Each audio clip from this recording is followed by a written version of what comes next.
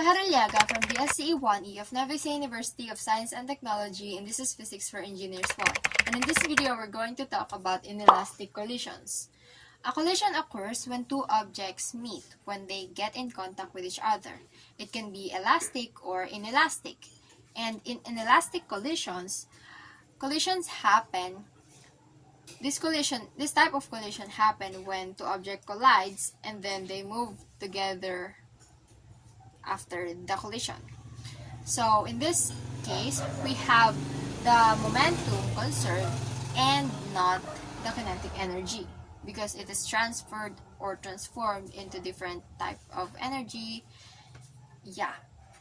So that's why we have here initial momentum is equivalent to the final momentum, and the initial kinetic energy is not equivalent to the final kinetic energy. So we can witness the type of inelastic collision in this sample problem. A 0.5 kilogram snowball moving at 20 meters per second strikes and sticks to a 70 kilogram man standing on a frictionless surface of frozen water. What is the man's final velocity? So let's say this is our snowball and this is our man. It's going towards that way. Our man is standing here.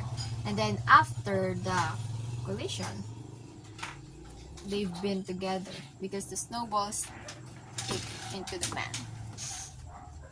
So the initial velocity of our snowball here, let's say this is our object 1, we have here 20 meters per second, and the man, object 2, is 0 because it is just standing at rest.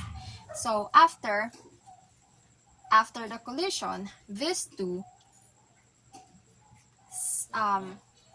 shares the same velocity. So V1 is equivalent to V2, hence we can now call this as the final velocity.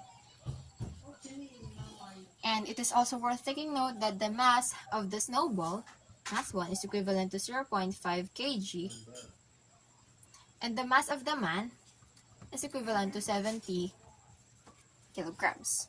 So given these values, we can now solve for the final velocity of the man, which is also the final velocity of the snowball because they have the same final velocity. So using this, the conservation of momentum, we have P initial is equivalent to P final. So mass 1 initial times velocity 1 initial plus mass 2 times velocity 2 initial is equivalent to mass 1 velocity 1 final plus mass 2 velocity 2 final. So we can already cancel this one because our initial velocity for our man here is 0.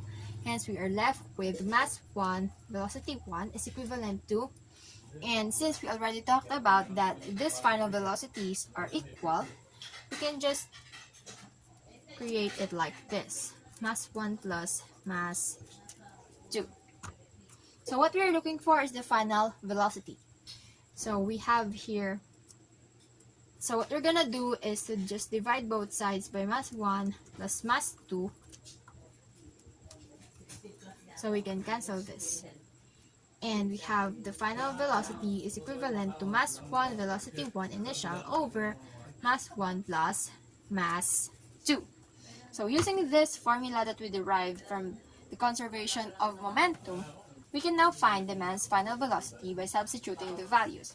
We have here the mass 1 of 0.5 kilograms times the velocity 1 of 20 meters per second